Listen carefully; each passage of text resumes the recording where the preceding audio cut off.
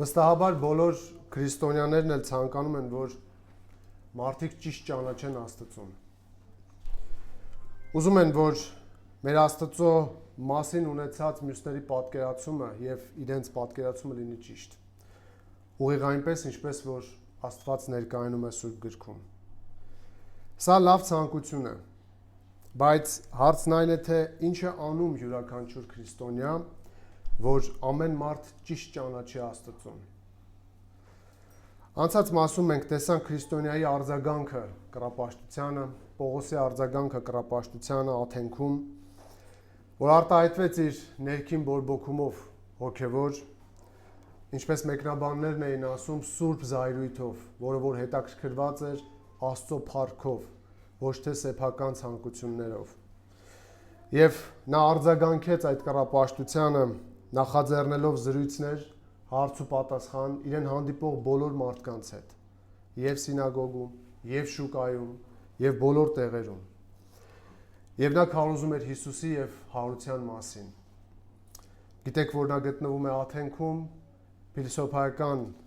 դպրոցներ կային այնտեղ եւ մարդիկ լսելով, որ նա քարոզում է Հիսուսի եւ հարության մասին,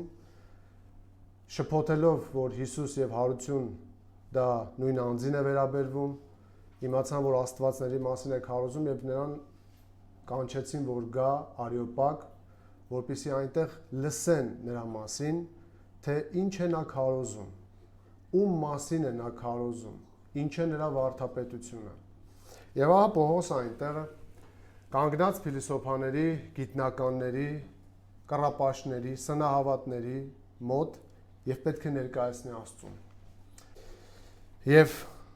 այս հատվածում մենք տեսնում ենք Պողոսի քարոզի մասին, թե ինչ է նա քարոզում ժողովրդին, հեթանոսներին, կռապաշտներին, որոնք որ ճշմարիտ Աստծուն չեն պաշտում, բայց միևնույն ժամանակ պաշտամունք սիրով են, կրոնասեր են։ Մինչև հիմա մենք տեսել ենք առաքյալների տարբեր քարոզներ ուղղված հրեաներին կամ հեթանոսներին, ովքեր այս կամ այն կերպ գիտեին եւ հարգում էին հին կտակարանի գրությունները, երկրպագելով ճշմարիտ եւ կենդանի Աստծուն։ Այդ բոլոր քարոզները բացահայտում եւ ապացուցում էին, որ Հիսուսը Քրիստոսն է։ Սակայն այստեղ մենք գտնում ենք քարոզ ուղղված հեթանոսներին, ովքեր երկրպագում էին կեղծ աստվածների, ապրելով աշխարհում առանց Աստծո ճշմարիտ գիտության։ Այսպիսով առաքյալի քարոզի նպատակը նման հեթանոսների շրջանում բոլորովին այլ էր։ Առաջին դեպքում մարգարեությունների եւ հրաշքների վրա հիմնվելով անհրաժեշտ էր լսարանին առաջնորդել դեպի փրկչի ճանաչողությունը եւ նրա հանդեպ հավատը։ Երկրորդ դեպքում, այսինքն այս դեպքում, անհրաժեշտ էր հեթանոսներին մատնանշել Աստծո անդադար հոգատարությունը իր արարչագործության նկատմամբ եւ այդպիսով նրանց ուղղորդել դեպի արարչի ճանաչողությունը, որը կբացահայտվեր Քրիստոսի դեմքով։ Մենք արդեն հանդիպել ենք նման քարոզների 14-րդ գլխում, քննարկելով առաքյալների քարոզը Լյուստրայում։ Այստեղ նույնպես գրված է Պողոսի քարոզը, որը հնչել է աթենացիների մոտ, կռապաշտների ավելի պահանջկոտ լսարանի համար։ Այդ իսկ պատճառով այն այդքան հիանալի կերպով այս պատգամը, Պողոսի պատգամը հարմարեցված է այդ լսարանի հանգամանքներին եւ խնդիրներին եւ կատարում է առաքյալի հայտարարած նպատակը, ինչպես նա հատվածում է ասում, որ ուզում է Աստծուն ճանաչեցնել նրանց։ Պողոսը պնդում է, որ իր քարոզի նպատակն է նրանց առաջնորդել կենդանի եւ ճշմարիտ Աստծո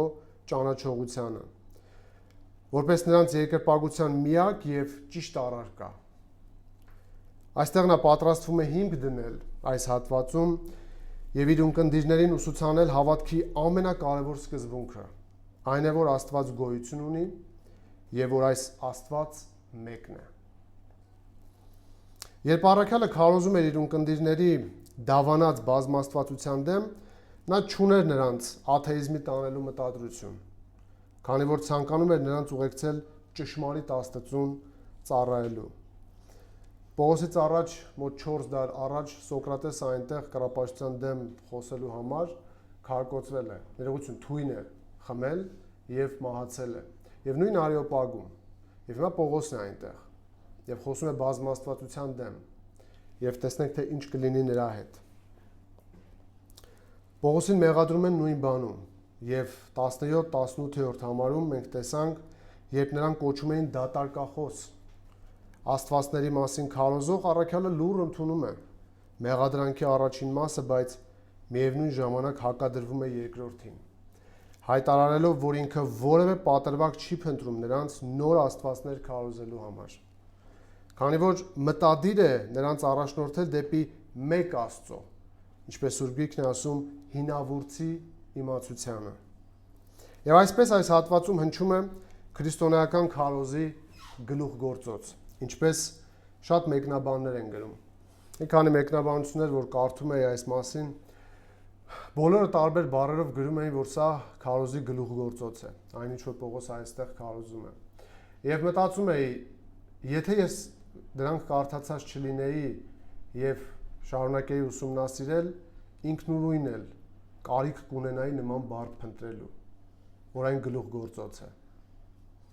Եվ այս գլուխգործոց քարոզը, որը Սուրբ Հոգու կողմից ներշնչված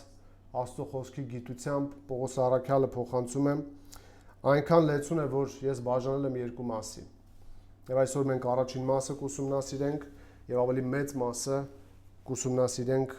մյուս անգամ։ Այսպիսով այս հատվածում Պողոսը աթենքում է գիտության ու փիլիսոփայության մայրաքաղաքում, քաղաքը կռապաշտության մեջ է ընկղված, նա ներքուստ զայրացած է, անդադար հարց ու պատասխանների մեջ եւ քարոզում է ամենուր Հիսուսի մասին։ Հատվածի բաժանմանը եկեք նայենք, ես վերնագրել եմ հատվածը առաջին ճիշտ ներկայացնելու անհրաժեշտությունը, կամ մի ուրիշ վերնագիր եմ դրել, որ շատ ինձ դուր եկավ, բայց պետք է ընտրեմ սրանցից որը թողնել, ծանոթություն, անծանոթ Աստծուն։ Հենց այն բառերով, ինչ որ Պողոսն է սկսում իր քարոզը։ Նայեք հատվածի բաժանմանը 22-23-րդ համարներում մենք տեսնում ենք Պողոսի քարոզի նախաբանը Աստծո մասին։ Նայեք 22-23-րդ համարներին եւ կարդանք եւ նայենք բաժանմանը։ Պողոսն էլ կանգնեց Արիսպագոսի մեջ եւ ասաց. Ով աթենացիք, ես տեսնում եմ, որ դուք շատ կրոնասեր եք, քանի որ երբ շրջում էի եւ նայում ձեր պաշտածներին, տեսա մի խորան, որի վրա գրված էր անծանոթ Աստծուն։ Նա, ում դուք առանց ճանաչելու պաշտում եք, ես նրան եմ քարոզում ձեզ։ Եվ այնուհետև մեծ մաս 24-ից 29-րդ հատվածը քարոզի բովանդակությունն է, Աստծո ով լինելու մասին։ Շարունակում է Պողոսը. Աստված, որ ստեղծեց աշխարհը եւ այն ամենը, ինչ նրա մեջ է, նա երկնքի եւ երկրի Տերը լինելով, ձեռակեր տաճարներում չի բնակվում։ Ոչ էլ մարդկանց ձեռքով է պաշտվում, կարծես որևէ բանի կարիք ունի, քանի որ ինքն է բոլորին կյանք ու շունչ ու ամեն բան տվողը։ Եվ նույն արյունից մարդկանց բոլոր ազգերին ստեղծեց, որ ամբողջ երկրի երեսին բնակվեն, եւ հաստատեց նախակարգյալ ժամանակները եւ նրանց բնակության սահմանները, որ նրանք Աստծուն փնտրեն, որ խարխափելով թերևս գտնեն նրան, թեև նա մեզնից ոչ մեկից հեռու չէ։ Որովհետև մենք նրանով ենք ապրում եւ շարժվում եւ կանք, ինչպես ձեր բանաստեղծներից ոմանք էլ ասացին, թե մենք նրա զարմն ենք, ու քանի որ Աստծո զարմն ենք, չպետք է համարենք, թե աստվածությունը նման է ոսկու կամ արծաթի, կամ քարի, որ քանդակված է մարդկային վարպետությամբ ու խելքով։ Այնուհետև 30-ից 34-րդ համարներում տեսնում ենք քարոզի կոչը եւ 3 արձագանք Աստծուն։ Նայեք 30-ից 34-րդ համարներին։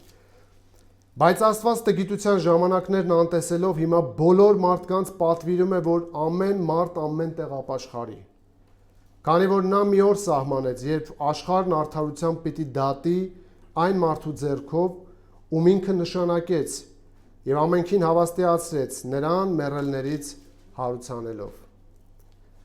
Արձագանքը տեսեք։ Երբ լսեցին մեռելներից հարություն առնելու մասին, ոմանք ծաղրում էին, բայց ոմանք ասացին. դրա մասին մի ուրիշ անգամ կլսենք քեզնից։ Եվ այսպես Պողոսը նրանց մոտից հեռացավ։ Բայց մի քանի մարդիկ նրա կողմն անցնելով հավատացին, որոնցից մեկը Դիոնիսիոս Արիսպագացին էր, Դամարիս անունով մի կին եւ ուրիշներ էլ նրանց հետ։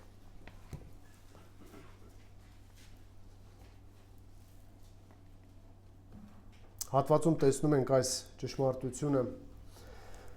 որը կարմիր թելի նման անցնում է Պողոսի քարոզի միջով։ Աստծուն ճիշտ ճանաչելու համար պետք է ճիշտ ներկայացնել նրան։ Աստծուն, որպեսզի մարդիկ ճիշտ ճանաչեն, պետք է նրան ներկայացնել ճիշտ, ինչպես որ նա կա,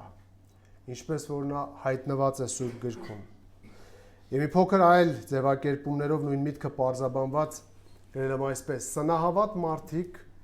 արարչին կարող են ճիշտ ճանաչել այն ժամանակ, երբ նրա մասին ճշմարտությունն է քարոզվում։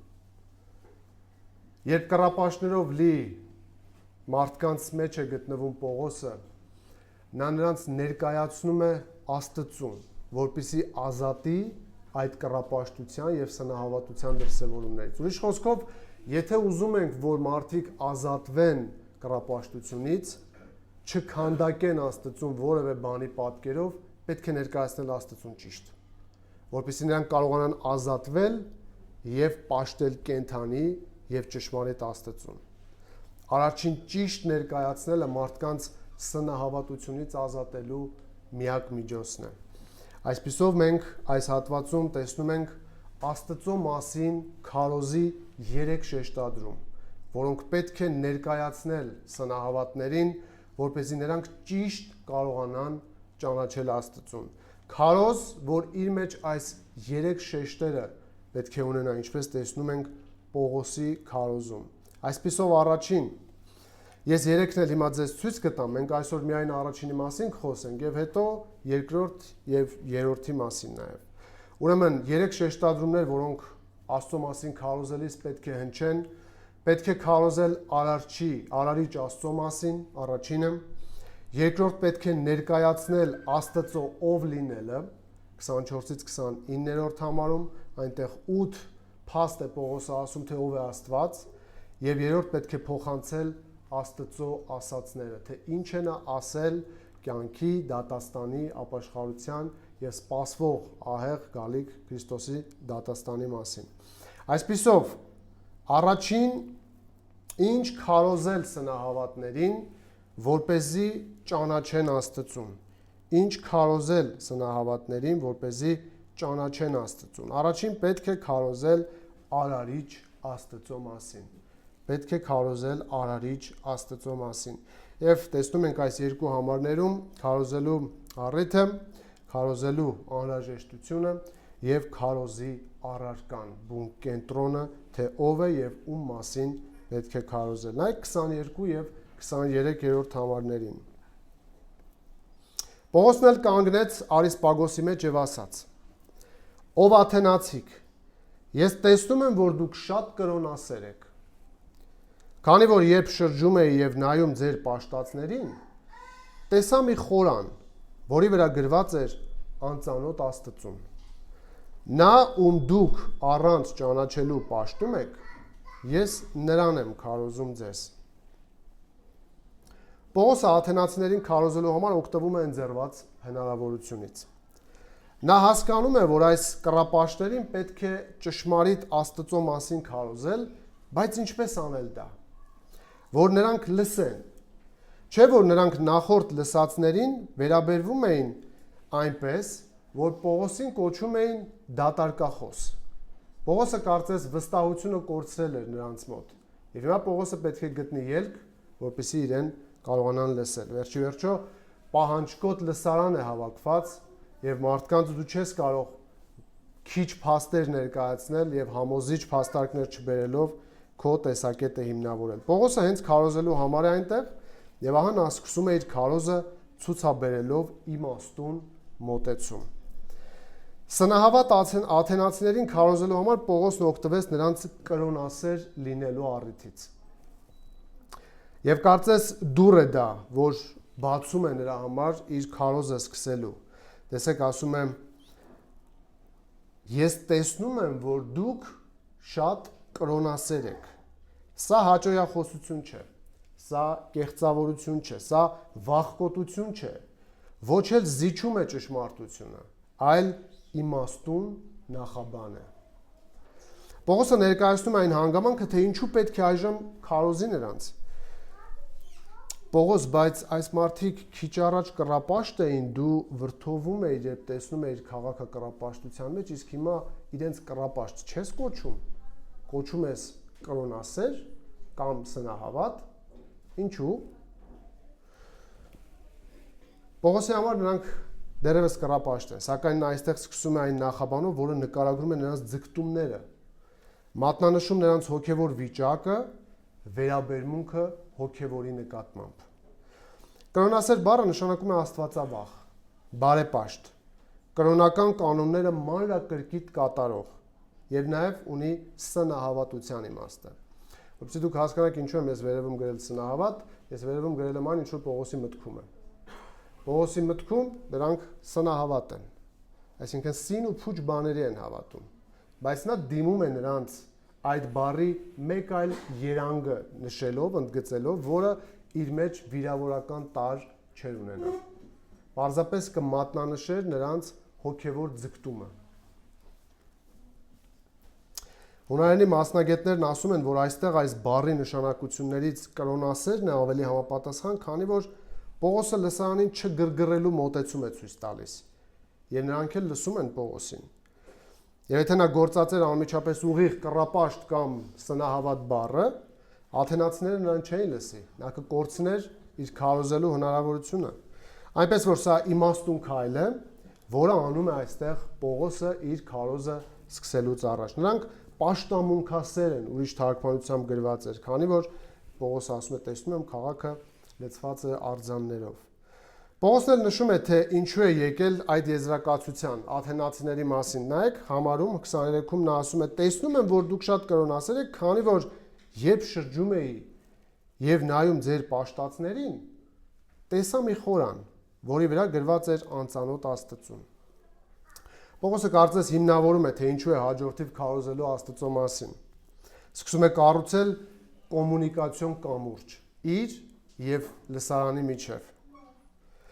Նա աթենացիների կրոնասիրությունը ներկայացնում է որպես նրանց հավատի դրսևորում, խնդրում եմ ուշադիր, հասկանալով, որ եթե նրանք նման բաներ են անում, ուրեմն դրանով ապացուցում են իրենց հավատի առկայությունը գերբնականի նկատմամբ։ Նրանց կրոնասիրությունը առիթ է հանդիսանում Պողոսի քարոզի համար եւ աթենացիները իրենց պաշտամունքասեր լինելով ապացուցում էին, որ իրենք ունեն ձգտում գերբնականի նկատմամբ։ Քանի որ ոչ ոք չի փնտրի մեկին, որի գոյությանը չի հավատում, այդպես չէ։ Եվ նրանք պետք է հավատան, որ կա մի Աստված, իրենց բոլոր աստվածությունների մեջ, որին նրանք չեն հավատում։ Իսկ ինչպես կարող էին նրանք իմանալ Աստծո մեկ լինելու մասին։ Եվ ինչ փաստեր կան Աստծո գոյության։ Բախվել եք այս զրույցներին երբևէ Աստծո գոյության մասին։ Տեսեք Մակարդուրն ինչ է գրում սրա վերաբերյալ, այնքան բան էր գրել, որ չգիտեի որն առանձնացնել։ Գրում է այսպես. Աստվածաշունչը որևէ պաշտոնական փաստարկ չի առաջարկում Աստծո գոյության համար։ Այսինքն չկա բաժին, որ գրված լինի Աստծո գոյության պաշտոնական փաստարկները, բայց ունի շատ համոզիչ վկայություններ։ Նրա գոյությունը վերջին հաշվով հայտնության եւ հավատի հարց է։ Քանի որ Եբրայեցիս 11:6-ում ասում է գրված է այսպես, բայց առանց հավատի անկարելի է Աստծուն հաճո լինել, որովհետեւ Աստծուն մոտեցողը պետք է հավատա, որ նա կա եւ իրեն փնտրողներին վարձահատույց է լինում։ Նաև ասում եմ, որ դա հայտնության հարց է։ Օրինակ Հովհաննես 1:18-ում այսպես է գրված. Աստծուն ոչ ոք երբեք չի տեսել, բացի միածին որդուց, որ հոր ծոցում է, նա է մեզ նրա մասին հայտնել։ Սակայն նման հավատքը կույր ցածկ չէ դեպի անհայտը։ Այն հիմնված է փաստերի վրա։ Եվ Աստվածաշունչը հզոր եւ համոզիչ ապացույցներ է տրամադրում Աստծո գոյության համար։ Օրինակ, արտաքին ապացույց, հիշում եք գրված է երկինքը, պատմում է Աստծո փառքը եւ երկնքի հաստատությունը հռչակում նրա ձեռքի գործերը, Սաղմոս 19:2։ Ներքուստ Աստծո մասին իմանալը մարդկանց պարզ է, որովհետև Հռոմեացիս 1:19-20-ում գրված է Աստված դա հայտնել է նրանց։ Գրված է այսպես, որովհետև ինչ որ կարելի է իմանալ Աստծո մասին, նրանց հայտնի է, քանի որ Աստված նրանց հայտնեց, այսինքն մարդն իր մեջ ունի Աստծո գաղափարի մասին ընկալում, ձգտում, զգացում։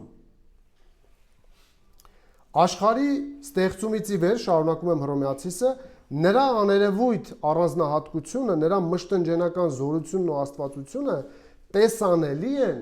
ստեղծվածների միջոցով, արդ նրանք որևէ արդարացում չունեն։ Իսկ երկրի վրա չկա մի մարդ, որ կարողանա Աստծո առջև արդարանալ, ասելով, որ իր գոյության մասին ինքը որևէ կերպով ընկալում չի ունեցել։ Աստծո գոյությունը սովորաբար ապացուցում են 4 հիմնական եղանակով, եւ ես ձեզ համար առանձնացրել եմ այս 4-ը, պարզապես եւ իմանալու եւ նաեւ օգտագործելու զրույցների մեջ, որովհետեւ սա այն է, ինչ որ Պողոսն էլ է այստեղ ապագայում անելու, մյուս մասում ենք մենք ավելի տեսնելու։ Ես առանձնացրել եմ Կրուդեմի գրքից 4 այս տեղերը, որոնք որ հիմնական, այսինքն եղանակները, որոնք որ ցույց են տալիս, թե ինչպես կարելի է ապացուցել Աստծո գոյությունը, աշխարհում տարածված միջոցները։ Առաջին կոչվում է կոսմոլոգիական ապացույց, այսինքն աշխարհի պատճառը։ Ամեն ինչ գոյություն ունի պատճառ, ուստի աշխարհն էլ պետք է ունենա մի գերագույն պատճառ, որը Աստված է։ Այսինքն այս տեսակետով մարդիկ կարողանում են տրամաբանորեն հետևանքին նայելով պատկերացում կազմել պատճառի մասին։ Մտածելով, որ եթե կա հետևանք, ուրեմն այն պետք է ունենա պատճառ։ Եվ պատճառ-հետևանք հարաբերակցությունը զարգացնելով հասնում են վերջնական պատճառին։ Եվ պատճառների պատճառը որպես հանդիսանում է Աստված։ Սա կոչվում է կոսմոլոգիական ապացույց։ Կա նաև տելեոլոգիական ապացույց, որը նպատակային ապացույցն է։ Սա ինչ է ցույց տալիս։ Աշխարհի կարգն ու հարմոնիան ցույց են տալիս, որ այն ստեղծվել է մի նպատակով, եւ այդ նպատակային պլանը ստեղծողը պետք է լինի իմաստուն Աստված։ Այսինքն մարդիկ ուշադրություն են դարձնում կյանքի ներդաշնակությանը, ամեն բանի իրար հետ փոխկապակցվածությունը, եւ դրանով գալիս են այն եզրակացության, որ սրա հետևը կանգնած է մի բանական մեկը, ով այսքան իմաստուն կերպով ծրագրել եւ ստեղծել է այս աշխարհը։ Երրորդ օնտոլոգիական ապացույց կոչվում է գոյության գերազանցության ապացույց։ Ինչ է ասում սա։ Աստված հասկացվում է որպես այն անձը, ով ավելի մեծ է, քան կարելի է պատկերացնել։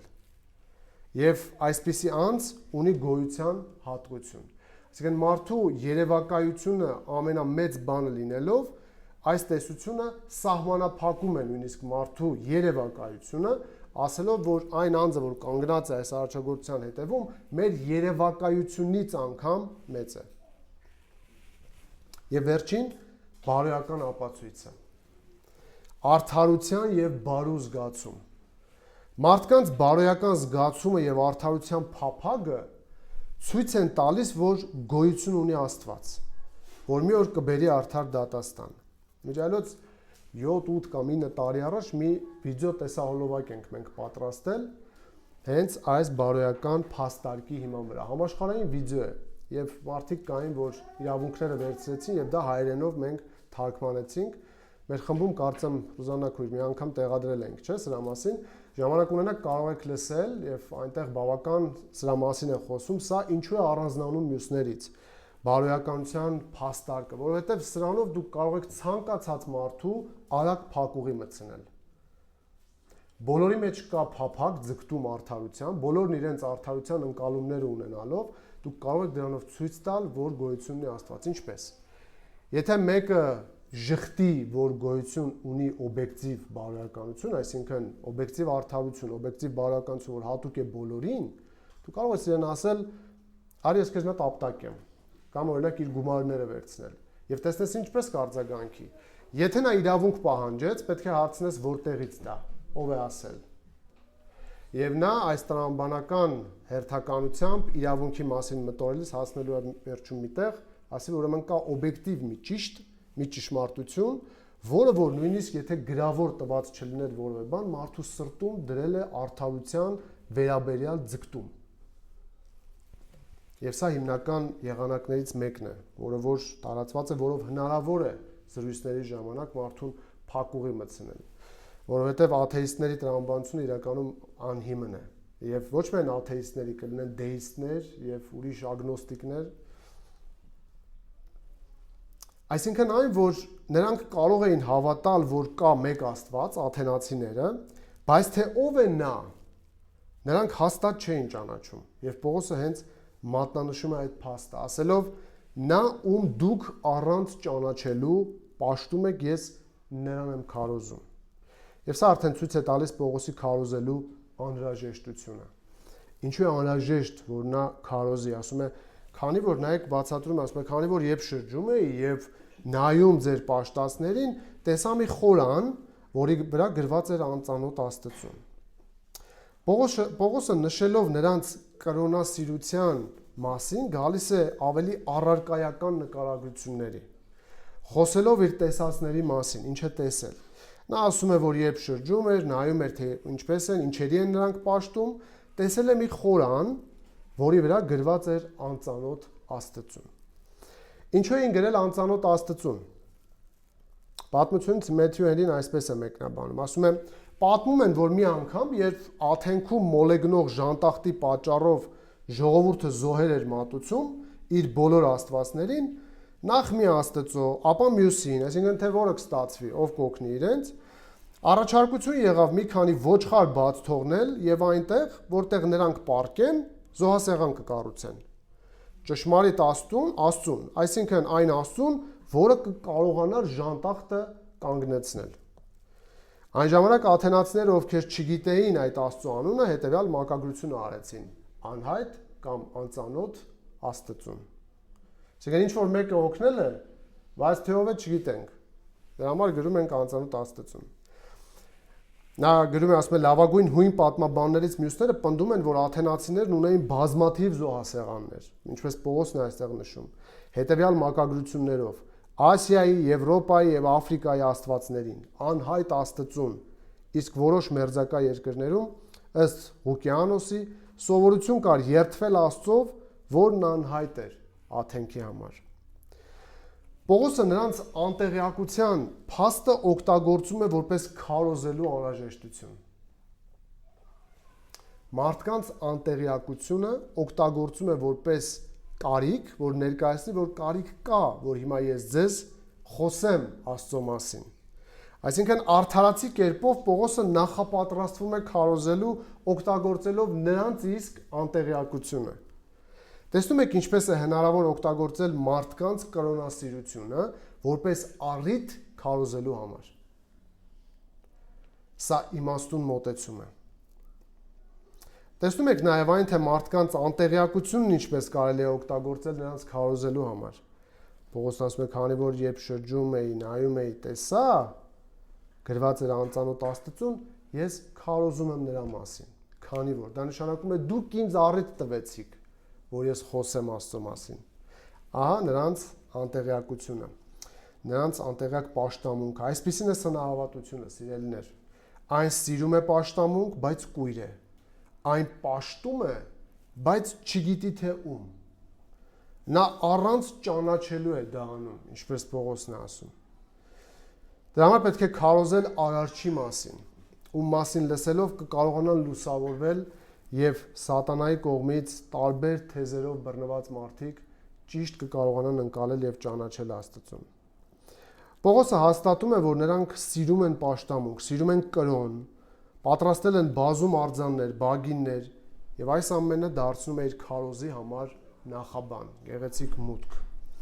Այս իմաստուն քայլով նա հնարավորություն է տալիս իրեն լսելու,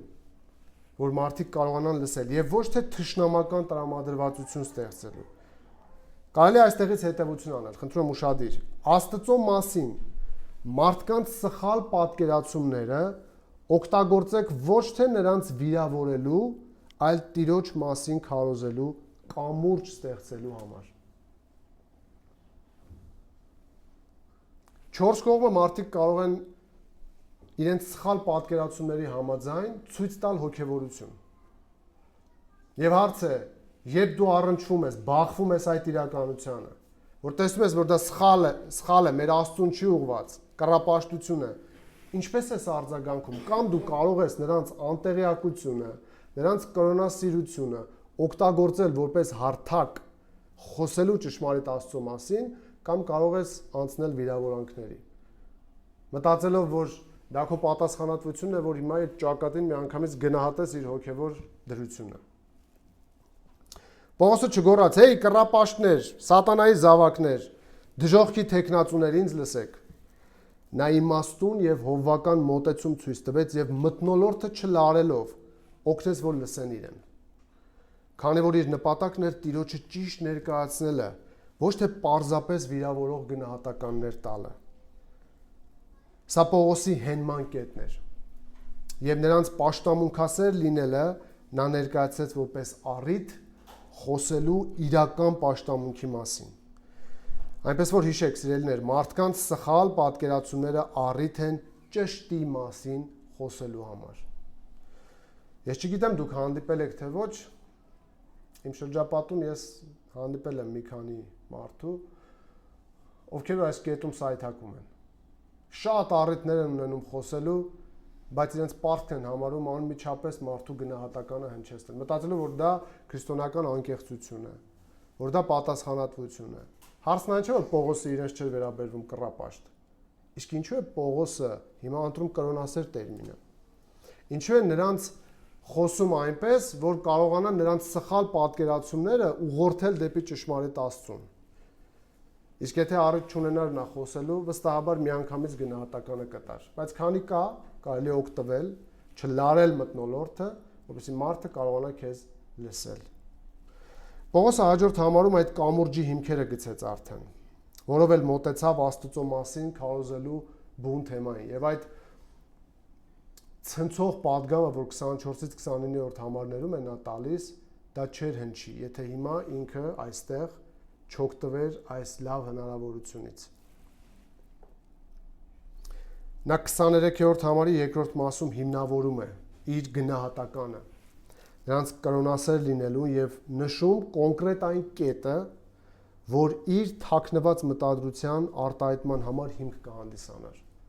Ինչ էր նա մտադրվել ասելու։ Դա նրանց անտեղյակությունն էր։ Տեսեք, նա ում դուք առանց ճանաչելու պաշտում եք։ Հարց յուրաքանչյուրի սիրելիներ։ Ուշադիր ենք շրջապատի սնահավատության դրսևորումներին, թե ոչ։ Նկատում ենք մարդկանց պաշտամունքասեր լինելը կամ հոգևոր ձգտումներ ունենալը, որոնք կարող են արտահայտվել տարբեր ձևերով։ Երբ ապրում ենք նույն քաղաքում, աշխատում ենք նույն վայրում, հանդիպում ենք թաղումներին կամ հարսանիքներին, նույն երթուղայինի մեջ ենք լինում, նկատում եք մարդկանց մոլորվածության դրսևորումները։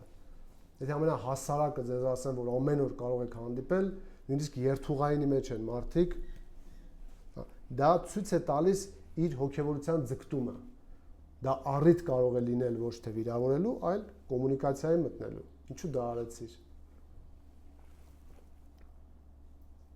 Նկատեք սնահավատության դրսևորումները որպես քարոզելու առիթ, ոչ թե նրանց վիրավորելու առիթ։ Պողոսը վերջապես հասնում է իր մտադրության հստակ բացահայտմանը։ Նայեք 23-րդ համարի վերջին մասին։ Նա ցույց է տալիս իր քարոզի առարկան, թե ում մասին է քարոզում։ Ես նրան եմ քարոզում ձեզ, ասում է, ում դուք առանց ճանաչելու պաշտում եք, ես նրան եմ քարոզում։ Պողոսը հայտնում է իր միտքը պարզ ու հստակ, որ նա քարոզում է մեկ Աստծո մասին, բայց այստեղ մեկ բայց կա։ Նրան եմ քարոզում ասելով, ինչ նկատի ունի Պողոսը։ Որպեսզի չշփոթվենք, չկարծենք, որ Պողոսը նույն չաստվածին նկատի ունի, որը անհայտ է, տեսեք քերականական ինչ կարևոր նրբություն կա։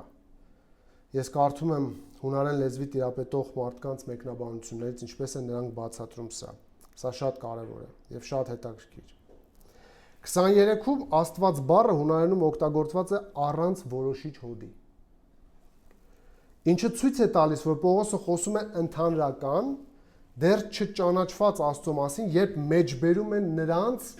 գրված անծանոթ Աստված ձևակերպումը։ Տեսեք այս ձևակերպման հունարեն քերականության մասին ինչ է գրում Մակարտուրը։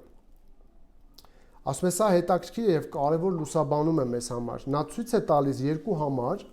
որտեղ չկա որոշիչ հոտ եւ այդպիսով պարզ է դառնում հեղինակի մտադրությունը, ինչ է նա ուզել շեշտել դրանով, երբ այդպես է գրել։ Օրինակ առաջին Կորինթացիս 14:2-ում բազմաչարչար լեզուների պահը, հիշում եք այդ համարները, հա։ Եվ մեր այս հատվածում, այս երկու տեղերում գրված է այդ նույն, այսինքն չկա այդ որոշիչ հոդը։ Օրինակ, առաջին Կորինթացիս 14:2-ում, որտեղ գրված է, որովհետև լեզուներով խոսողը մարդկանց հետ չի խոսում, այլ Աստծու։ Քանի որ ոչ ոք չի հասկանում, նա հոգով ներշնչված խորհուրդներ է հայտնում։ Օրինակ այս համարում Աստված բառը չունի որոշիչ հոդ, որը ցույց է տալիս, որ խոսքը կոնկրետ Աստծո մասին չէ։ Եվ հաշվի առնելով Կորինթացիներից շատերի հեթանոսական անցյալը, ինչպես հենց գլուխն էլ սկսում է Պողոսը, հասկանում ենք, որ Պողոսը նկարագրություն է տալիս նրանց վիճակի մասին, նրանց հեթանոսական անցյալի վերաբերյալ, նկատի ունենալով այն փորձառությունները, ինչ որ նրանք ունեին։ Եվ այս մեկ փաստն էլ այն է, որ Աստվածաշնչում ոչ մի հիշատակում չկա այն մասին, որ հավատացյալը երբևէ Աստծո հետ խոսել է մարդկային լեզվից բացի այլ որևէ լեզվով։ Եվ նա գրում է, որ նույնն է Գործք առաքելոց 17:23-ում, որտեղ որ գրած է անծանոթ Աստծուն։ Այնպես որ որոշիչ հոդի բացակայությունը թույլ է տալիս սիրելիներ, որ Պողոսը հասկանանք, որ Պողոսը երբ ասում է անծանոթ Աստծուն, դա պարզապես մեջբերում է նրանց գրվածը, բայց երբ ասում են նրան եմ քարոզում, նկատի ունի արարիչ Աստծուն։ Սա կարևոր է, քանի որ Պողոսի քարոզի նպատակն է լսողներին ներկայացնել ճշմարիտ Աստծուն, որին իրենք դեռևս չէին ճանաչում։ Այսինքն Պողոսը օգտագործում է նրանց նկատի ունեցած միակ Աստծո գաղափարը ճշմարիտ Յահվեին քարոզելու համար։ Համարում հստակ նշվում է, որ Պողոսի համար նա ում մասին նա քարոզում է, այդ մեկը անձ է։ Անձի մասին է խոսքը։ Նայեք համարին, նրան եմ քարոզում ձեզ։ Պողոսը հերթական չաստված չէր ավելացնում աթենացիների լեփ-լեցուն կռապաշտության վրա, այլ խոսում է անձի մասին, ում սկսում է ներկայացնել։ Աստված անձ է, ոչ թե անանձ ուժ կամ գաղափար։ Սա արդեն հարված է կռապաշտության ողնաշարին։ Մեկ օրինակ իմ կյանքից պատմեմ ձեզ։ Մտորելիս հիշեցի սա, երբ զրույց ունեցա մեկի հետ, ով պնդում էր, որ Աստված մեկ է, բայց անձ չէ։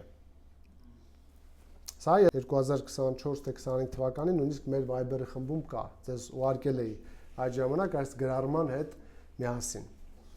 Այս անձը մեր զբոսավարն է։ Եգիպտոսում ենք, Լուքսոր քաղաքում։ Մի փոքր հումորային գրել էի, որ նրա ոտքերի դիրքը ցույց է տալիս մեր շոշափած թեմայի բարդությունը։ Նրա հետ բավականին խոսեցինք մեկ աստվածության մասին։ Նա ամբողջ ճանապարհին մեզ պատմում էր Եգիպտոսի աստվածների մասին եւ ընդհանրապես Աստծո գոյության եւ Աստծո գաղափարի մասին եւ ասում էր կա միայն մեկ Աստված, ինքն էր ասում ամբողջ ճանապարհին։ Հետո երբ հասանք այդ Կառնակի տաճարի մոտ, ես մոտեցա իրեն եւ անկեղծորեն ասացի, որ ձեզ հաճելի է լսել, որովհետեւ պատմությունը շատ լավ եք պատմում։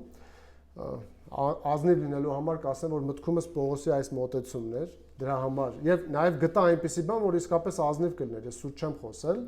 իսկապես նա շատ հաճելի, լավ պատմում էր, ես կարողանում էի լսել, կարողանում էի հասկանալ։ Եվ երբ ասաց շնորհակալություն, ասացի, ձեզ մի հարց ունեմ։ Ասաց, խնդրեմ։ Ասացի, ով է այդ մեկ Աստվածը։ Ում նկատի ունեք։ Ընթերցում եմ նրա պատասխանը։ Տեսեք, եթե երևում է ձեզ, կարող եք կարդալ։ Ասաց այսպես. կարևորը որ նա անձ չէ։ Պետք է անձերի չփնտրենք, եւ եթե անձեր փնտրենք, կմոլորվենք։ Ասացի, եթե թույլ տաք, ես ձեզ ուզում եմ բացատրել տրամաբանությունը Հիսուսի անձ դառնալու, մարմնավորվելու։ Եվ թե ինչու է Աստված անձ, ինչու է Հիսուսը անձ։ Եվ հրաշալի զրույց ունեցանք նրա հետ։ Ճիշտ է, ես չեմ ակնկալում, որ նրա բոլոր հարցերին ես պատասխանեցի, որտեղ ժամանակ չկար, բայց մեղքի, մեղավորության, Աստծո անձ լինելու, Հիսուսի մարմնավորման պատճառների մասին խոսեցինք։ Բանն այն է, որ նա հավատում էր, որ կա մեկ Աստված, բայց այդ Աստվածը անձ չէր եւ անծանոթ մեկն էր իրեն։ Նա չէր կարող հասկանալ, թե ով է նա։ Նկատել եք շրջապատում, երբ մարդկանց ասեք Աստված, դա ընդունելի տերմին է։ Հերիք է դուք անձնավորեք եւ ասեք, գիտեք, ես ում նկատի ունեմ, ում մասին ենք խոսում, ձեր զրույցը կամ փակուղի կգնա, կամ հաջորդ փուլ կմտնի։ Առավել եւս, եթե անձնավորեք արդեն Քրիստոսով, ասեք, որ Հիսուսի մասին ենք քարոզում։ Իսկ ինչու են մարդիկ հեշտ արձագանքում Աստված տերմինին։ Որովհետև դա լայն հնարավորություն է տալիս պաշտելու ում որ ուզես։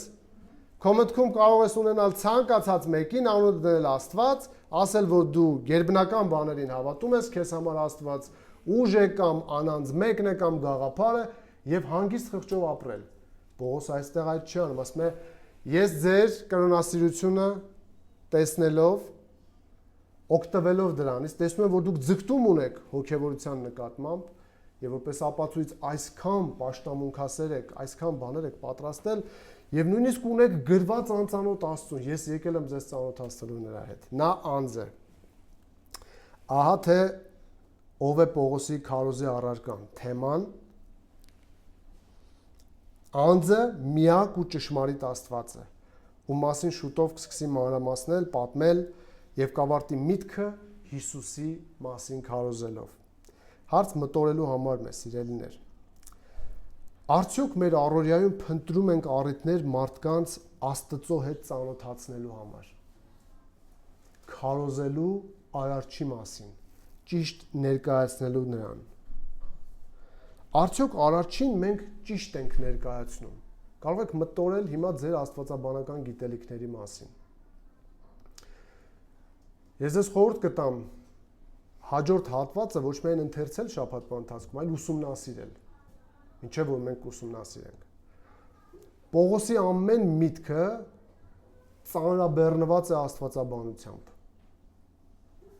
Նա ճշգրիտ ներկայացնում է Աստծուն, որով որ հերթով քանդում է կռապաշտության սխալ ընկալումները Աստծո մասին։ Ինչու, որովհետև նա գիտի ով է եւ ինչպիսին է Աստված եւ նա ճիշտ ներկայացնում է մարդկանց։ Արդյոք վստահ ենք, որ նա անձ է։ Նա միակն է, նա անծանոթ չէ մեզ, որի համար ունենք եւ արտաքին վկայություններ եւ ներքին, եւ մեր հոգին էլ Աբբա հայր է դիմում նրան։ Արդյոք կարողանում ենք իմաստությամբ վարվել մարդկանց սխալ համոզմունքների հետ։ Արդյոք մենք խորապես գիտակցում ենք, որ մարդկանց սնահավատություններից ազատվելու միջոցը ճշմարիտ Աստծուն ճանաչեցնելն է Հիսուս Քրիստոսի դեմքով։ Այսպիսով կրոնասիրությունը սնահավատությունը ցույց է տալիս, սա հիշեք խնդրում, սա կարևոր է, ցույց է տալիս, որ մարդիկ ունեն հավատ գերբնականի նկատմամբ։ Եվ պետք է նկատել դա քարոզելու առիթ եւ մարդկանց անտեղյակությունն էլ պետք է նկատել որպես անհրաժեշտություն ճշմարիտ Աստծո հետ ծանոթացնելու համար, քանի որ յուրաքանչյուրն իր անծանոթ Աստծուն ունի այսօր։ Պետք է քարոզել մեզ ծանոթ եւ միակ Աստծո, Արարչի եւ մեր Տեր Հիսուս Քրիստոսի մասին, ով հայտնեց նրան, ինչպես որ նա է, ով ստույգ պատկերն է, Սուրբ Գիրքն ասում է նրա։ Այժմ մենք գիտենք ում ենք պաշտում եւ ինչու ենք պաշտում։ Մենք կրոնասեր չենք, այլ Աստվածասեր, մենք չունենք աստվածներ, այլ ունենք Աստված, Հայր, Որդի եւ Սուրբ Հոգի, երեք անձ մեկ բնությամբ։ Ինչ դասեր կարող ենք վերցնել այս համարներից։ Առաջին, սնահավատությունը նկատեք որպես առիթ քարոզելու համար։ Սնահավատության ցանկացած դրսևորում, երբ առօրյայում տեսնեք, նկատեք դա առիթ քարոզելու համար։ Հիշեք, որ մարդը, սա կարևոր միտք է, ներքին պահանջ ունի պաշտամունքի,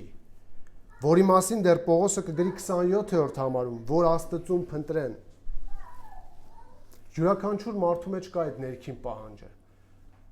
Մտածել եք երբևէ, ինչու են բոլորը ուզում պաշտել ինչ-որ մեկի։ դա դրված է մարդու մեջ։ Եվ դուք կարող եք դա հիշելով տեսնել նույնիսկ սխալ դրսևորումները եւ օգտվել դրանից իմաստությամբ տանելու նրանց ճշմարիտ Աստված ճանաչողության։ Հիշեք, որ յուրաքանչյուր մարդու մեջ կա Աստծո գոյության մասին զգացում եւ հիշեք, որ այն մեղքի պատճառով աղավաղվել է եւ այժմ իր սրտում մեղավորը ասում է Աստված չկա։ Սաղմոս 14:1 անմիտն իր սրտում ասաց, թե Աստված չկա, ապականվեցին, գարշելի գործեր արեցին, չկա մեկը, որ բարին կատարի։ Համարում նկատում եք, որ այդ գարշելիությունները ուղիղ կապված են նրանց պնդման հետ։ Աստված չկա պնդումը դա փորձ է քողարկելու նրա մասին գոյությունը, պատասխանատվության առաջ չկանգնելու համար։ Մի զարմացեք, որ մարդու պաշտամունքի պահանջը դրսևորվի ամենաանհեթեթ դրսևորումներով։ Դա կրկին փաստում է, որ նա կարիք ունի ճանաչելու Աստծուն, որ ազատվի կռապաշտությունից։ Օգտագործեք մարդկանց սխալ համոզմունքները ոչ թե որպես վիրավորելու առիթ, այլ ուղղորդելու առիթ, նրանց ճիշտ մտորումների տանելու առիթ։ Իմաստությամբ վարվեք ձեր լսարանի հետ եւ ընտրեք խոսելու այնպիսի բառեր, որոնք կլինեն ոչ սուտ, բայց չլարող ու չգրգռող։ Կառուցեք կոմունիկացիոն կամուրջ ձեր լսարանի եւ ձեր միջև։ Եվ ձեր առօրյայում ուշադիր եղեք եւ աղոթքի մեջ եղեք, որ Տերը ցույց տա խոսելու առիթները,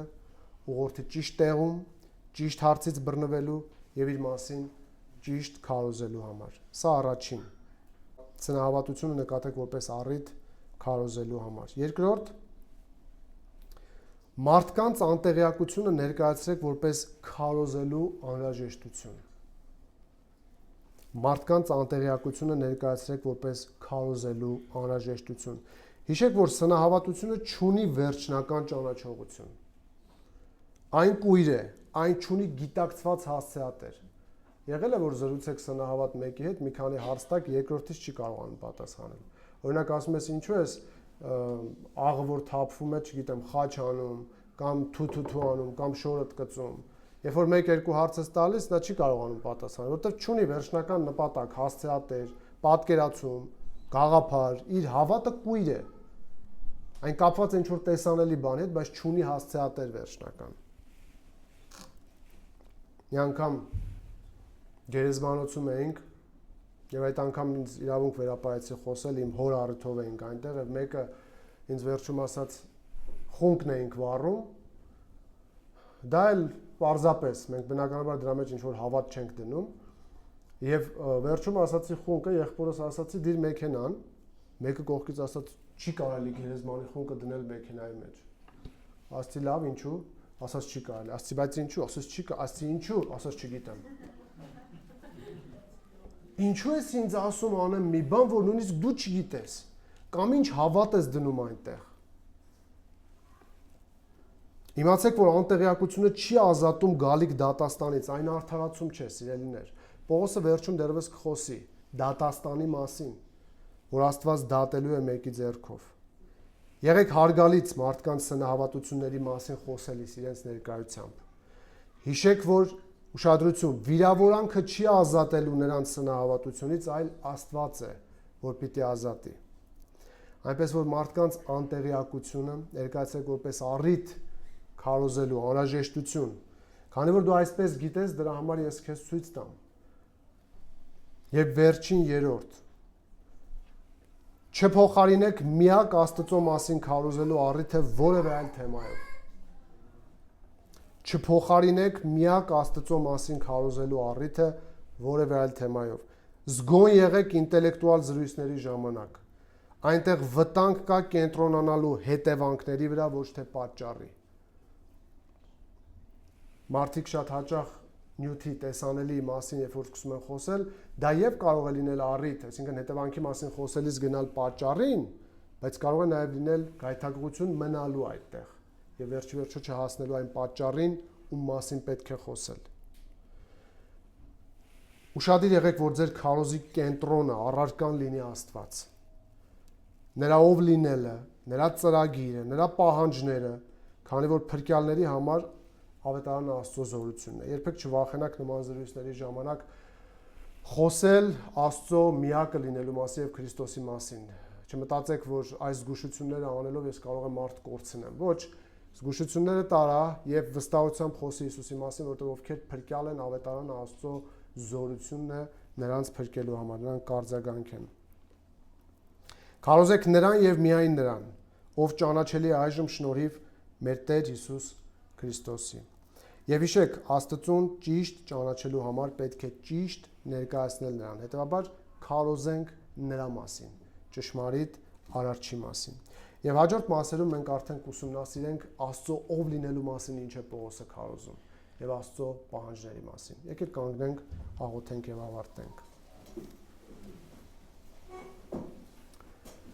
Շնորհակալ ենք քեզ, մեր երկնավոր Հայր, քո միակը լինելու, քո արարիչ լինելու, մեզ տված ճանաչողության համար։ Շնորհակալ ենք, որ կարող ենք քեզ քո որդու դեմքով ճանաչել, կարող ենք այդ բազմաթիվ վկայությունները տեսնել, եւ երկինքն է պատմում քո փառքը, եւ մեր մեջ ես դրել փափակ քեզ փնտրելու։ Շնորհակալ ենք այս մեծ ողորմություններիդ համար, որ արել ես մեր եւ մարդկության նկատմամբ։ Եվ մասնավոր գոհություն ենք հայտնում հենց մեզ համար, որ Հիսուսով ճանաչեցրել ես քեզ, ինչպիսին որ դու կաս։ Խնդրում ենք, որ դու օգնես, որ մեր ավետարանչական կյանքը ավելի արդյունավետ լինի, որ մենք կարողանանք բոլոր խավերի եւ լսարանների հետ խոսել։ Աղոթել բոլորի համար, ինչպես խոսքդ է ասում, որովհետեւ դու փրկյալներ ունես տարբեր տեղերից, մինչեւ իսկ իշխանավորների միջից։ Օգնիր, որ մեր շրջապատում, մեր ընտանիքում, մեր աշխատավայրում, որտեղ որ լինենք, ուշադիր լինենք քո տված առիթներին։ Մարդկանց հետ շփվելիս զգոն լինենք, որպեսզի տեսնելով նրանց սնահավատությունները ոչ թե վիրավորենք նրանց, այլ դրանք օգտագործենք քեզ ուղղորդելու համար։ Օգնիր, որ եւ քո հոգով առաջնորդվենք, եւ քո խոսքով առաջնորդվենք։ Եվ ամեն օր, որքան որ մեզ կյանք ու շունչ տաս, ճանաչեցնենք մարդկանց քեզ,